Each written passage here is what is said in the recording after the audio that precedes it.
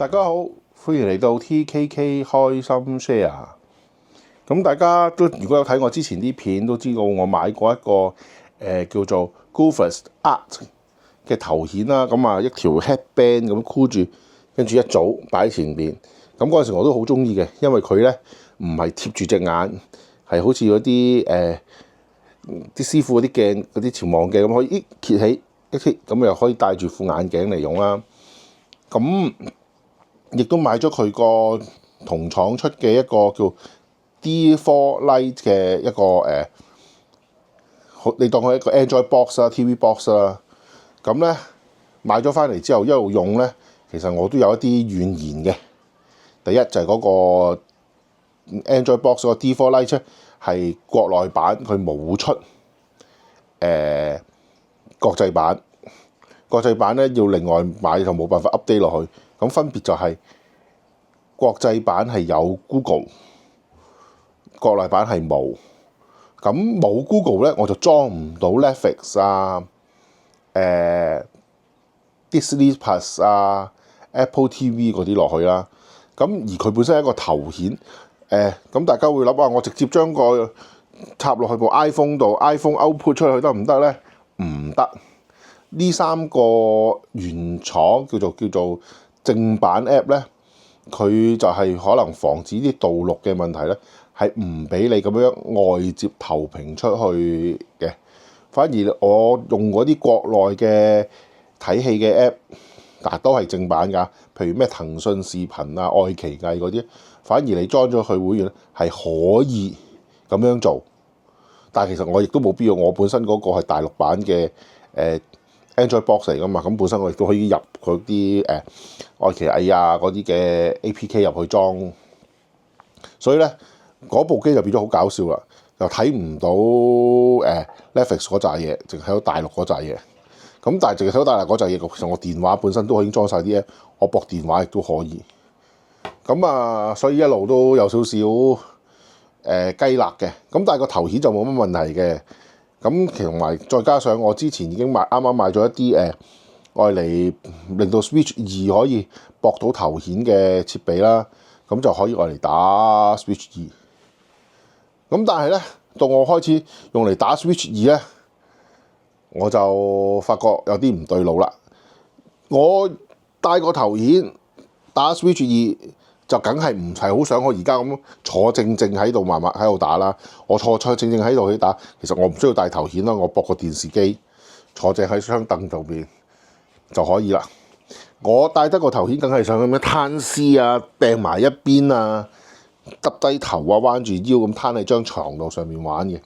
但係咧個頭顯係用嗰啲headband 嘅形式箍住咧，當我一咁樣聚住耷低頭咧，佢就慢慢垂落嚟咧。就個畫面就跌到好低，咁咧我就發覺咧就好唔方便。跟住佢發聲又古怪啦，佢係喺呢個，因為佢頭先我講嗰個頭顯咧，所有嘅零件都係喺前邊嘅，只有一條 headband 喺度，所以咧發聲就喺我呢度正前面發聲，所以漏音咧都係好嚴重嘅。咁當然你可以話我駁耳機咁，但係亦都係一個唔方便。於是咧，我就開始物色一下，究竟有冇啲好啲嘅頭戴式顯示屏咧？咁啊，俾我千揀萬揀之下咧，我就揀咗 XView One Pro。咁橫掂好就買叫做最 top 嗰個 model 啦，咁就買 One Pro。咁 One Pro 最主要就係咁我買佢咧就入咗手啦。買 One Pro 咁啊，唔爭再買埋佢隻眼啦。咁啊係啊，大家留意呢度咧，突咗呢粒嘢出嚟嘅，可以拆出嚟嘅，就係佢嗰個一個鏡頭。咁你唔插落去咧，你就冇鏡頭。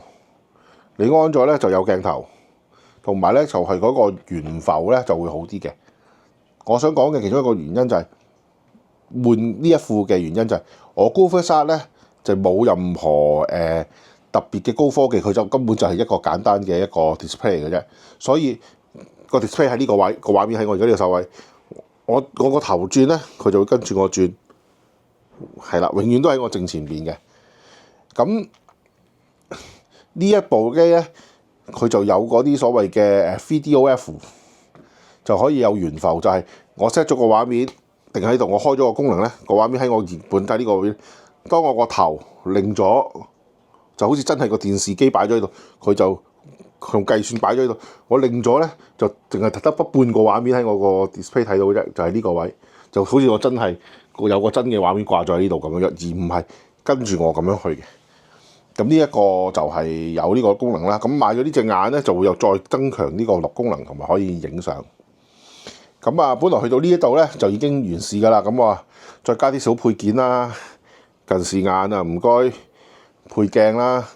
跟住呢個，如果大家之前有睇過我話買一個 AR Rookie Glass 嗰個咧，亦都有啦，一個聚音板，因為咧佢就係喺呢一個位度有個喇叭射落你耳仔，咁但係亦都會散出去啦。咁我加咗呢個咧就會再靜少少。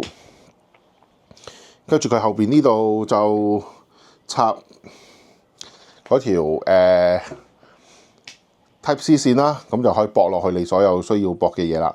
咁我哋打機啊，咁都好方便嘅。咁我頭先都講過，我對嗰個 Goofus 個 D4 Lite 嗰個 Android Box 係唔滿意㗎嘛。咁咧，我揀 XView 呢個品牌咧，其中一個原因就係佢個 TV Box 我覺得好正。咁我買佢個 TV Box，梗係順便就買埋佢個頭顯啦。咁佢個 TV Box 咧就叫 Beam Pro。咁呢個 Beam Pro咧就咁睇咧，就好似部電話咁樣嘅，係啦，好似一部 Android 嘅電話咁。你如果唔用佢咧，佢亦都某程度上即係唔愛嚟駁落你個頭顯咧，某程度上佢都真係好似一部 Android 電話咁樣用嘅。佢有5個版本，暫時我見到。首先一個得128 memory 嘅內地版，跟住對應嘅就128 memory 嘅國際版，跟住一個256 memory 嘅國內版，一個256 memory 嘅國際版。最後咧，我估計其實應該係6個嘅，但係我就見唔到國內版嘅5G 版，一陣先再講有咩分別。但係我呢個咧就係國外版，即係國際版嘅5G 版。咁啊，呢3個版本國內國外嘅分別咧，就係國內咪又係嗰個冇 Google，咁你又唔該自己用大陸嗰扎應用嘅市場啦，佢哋稱為咁啊 download APK 裝嘢啦。但係咧，佢選地區 set 一部機嘅時候，個地區係有中國啊、香港啊、台灣嘅。但係咧，喺呢一個國際版咧就冇呢啲地區選擇，佢閹咗啊美國啊、日本啊嗰啲嘅啫。但係大家亦都放心喎，地區你冇得揀啫。但係文字 display 上面你一樣可以揀翻中文啊、英文啊嗰啲嘅，即係好似我呢部機咁，大家睇下啲字可能細粒啲，但係其實都係中文嘅。佢係出到中文嘅，亦都可以用中文界面，所以國際版係雖然係地區冇得 set，但係唔重要。咁跟住頭先咁分咗2個陣營，就係國際版同埋內地版啦。咁佢另外每個3個 model，咁第一個就係最低配就得128GB RAM，就128GB ROM 又少啲 RAM，跟住一個256GB 8+256咁啊，高配啲順啲。第3個咧就係8+256加 5G， 係啦，就我而家呢部啦。咁佢可以插埋 SIM 卡，咁插咗 SIM 卡，咁佢就某程度上就等於好似 iPad 嘅 WiFi 版同 iPad Cellular 咁，佢可以唔需要有人 share WiFi 俾佢，出到街唔使有 hotspot， 唔使有街嘅 WiFi 都可以上網，淨係咁嘅啫。所以佢某程度上已經好似一部電話咁噶啦。如果你唔駁個頭顯嘅話咧，佢其實就同一部 Android 電話係冇乜大分別嘅，除咗佢打唔到電話、send 唔到 SMS 出去之外，一樣收到 SMS。你啲 WhatsApp 你一樣可以用其他唔同嘅app， 跟住一樣可以播戲，佢一樣有喇叭可以播歌，你一樣可以播藍牙、播耳機、播歌、睇戲、上網、打機，乜嘢都得嘅。咁咧當然睇佢效能做唔做到啦，但佢個本身個本體上係冇分別嘅。但係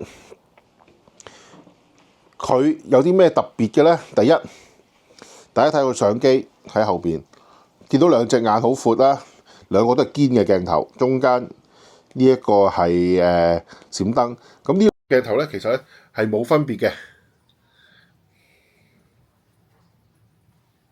呢兩個鏡頭咧唔同我哋嗰啲 iPhone 啊或者其他咁，又話一個係 wide angle，一個係 tele 咁，佢冇嘅，兩隻咧係一模一樣嘅。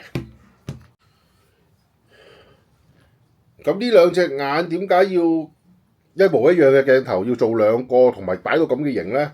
其實咧就係大家要睇下啦，呢兩個距離咧就大概真係好似人眼咁闊，佢就其實愛嚟影咧 3D 嘅嗰啲空間立體嘅相片同埋短片嘅，咁佢用呢個嚟影，跟住再睇翻咁就有嗰個立體沉浸感啦。咁大家喺 Vision Pro 啱啱推出嘅時已經都知道啦，係可以嘅。咁 Vision Pro 如果蘋果嗰度咧 Vision Pro 影咧個立體感就好啲，因為 Vision Pro 嗰兩個鏡頭分得開啲，但係個畫質就差啲，因為個鏡頭個質素低啲。你用 iPhone 影咧個質素就好啲，因為個鏡頭靚嘛。但係咧，大家知道 iPhone 個鏡頭就一個拍一個嘅貼住，所以嗰個立體感咧就會做得差啲嘅。咁呢個就唔怕個外形唔好睇，所以咧就解決咗呢個問題啦。雖然呢一部機睇落去就好似一部 Android 嘅電話，但係咧其實咧佢除咗 Android 本體個 OS 之外咧，佢自己有一個自家寫嘅特別 OS。就係當你將插落去個頭顯嘅時候咧，佢就會變㗎啦。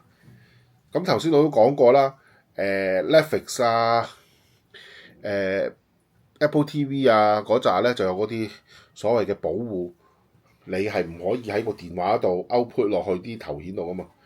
佢呢個 OS 咧就當你一駁個頭顯嘅時候，佢就會激活咗頭先我講嗰個 OS，咁佢咧就會變成咗一個 TV box，咁佢其實 TV box 咧就係可以俾你駁出去，咁所以咧呢一個就已經係絕對可以解決咗我頭先講個問題，就係我入晒嗰扎大陸嘅睇戲 app， 亦都入咗頭先嗰啲 Netflix 嗰扎睇戲 app 入去，駁落個頭顯，全部都可以睇到啦。咁佢嘅駁咗頭顯之後咧，佢有兩個顯示方法嘅，都仍然一個就傳統顯示方法，傳統顯示方法就好似繼續好似呢度咁着住啦，呢一個傳統 Android 嘅界面，咁你 set 好晒啲嘢，一路咁撥一路整，跟住你就可以熄機熄咗呢個畫面，咁繼續頭顯度睇啦。但係佢亦都可以咧 set 做佢自己獨家嘅一個叫做獨家嘅一個界面嘅，咁咧。如果你升去獨家界面咧，你個眼鏡咧就唔係直接將呢部畫面 capture 上嚟，就係好似 Vision Pro 咁一個圓形嘅圈圈，咁圓形圈圈就係呢度邊啲 app 咯。而呢一個咧就成個畫面會黑晒嘅，就變成咗一個好似 trackpad 咁，咁你可以撥上下左右啦。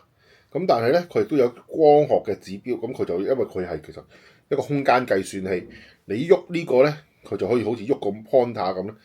你喺個畫面度會見到一個圓點，就指去唔同嘅位置。咁你指去唔同位置之後，一撳掣咁就揼落去嗰個 app 嗰度啦。咁有兩個嘅顯示方式嘅。咁同埋佢有個幾有趣嘅，當你一路指到一個位，係要打文字，一撳落去，佢呢度下邊咧就會出翻你平時打字嗰啲輸入法，咁就方便你去打字嘅。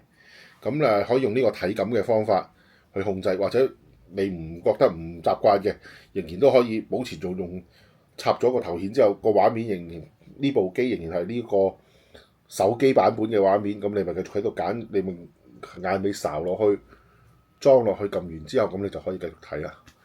咁所以咧，我就買咗呢一套 Xview One Pro。